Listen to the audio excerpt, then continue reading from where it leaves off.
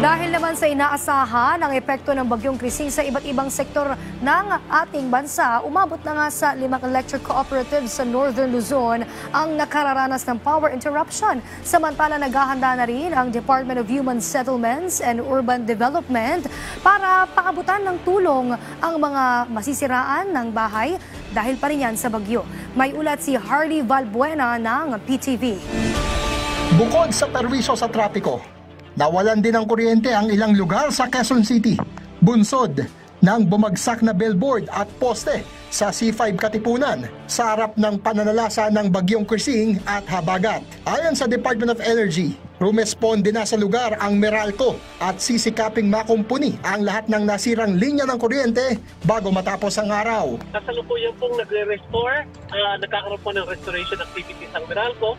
At hopefully po by midnight tonight ay lahat po ng area covered nung nasirang linya ay maayos na po. Samantala, mayroon ding 5 electric cooperatives sa Northern Luzon ang nakaranas ng partial power interruption.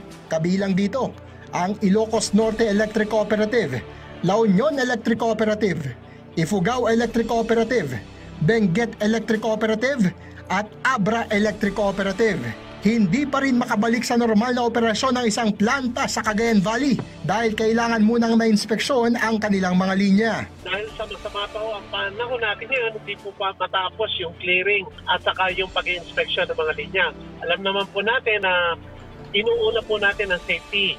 Ang Meralco, tiniyak na kaagad magpapadala ng mga tauhan sa iba pang lugar na mawawala ng kuryente. Ang mga nakatira sa mga binaang lugar, pinayuhang tiyaking nakapatay ang power switch at circuit breaker sa kanilang mga bahay. Tanggalin sa saksakan ang mga appliance at siguruhin tuyo ang electrical wires at connectors. Ang Department of Human Settlements and Urban Development handa ring paabutan ng tulong ang mga masisiraan o mawawalan ng bahay dahil sa bagyo. Inatasan na ni DSUD Undersecretary for Disaster Response Henry Yap ang regional offices na makipag-ugnayan sa local government units para sa paghahatid ng post-disaster assistance. Inabisuan na rin ang Pag-ibig Fund, Social Housing Finance Corporation, National Home Mortgage Finance Corporation at National Housing Authority na maghatid ng tulong sa mga biktima.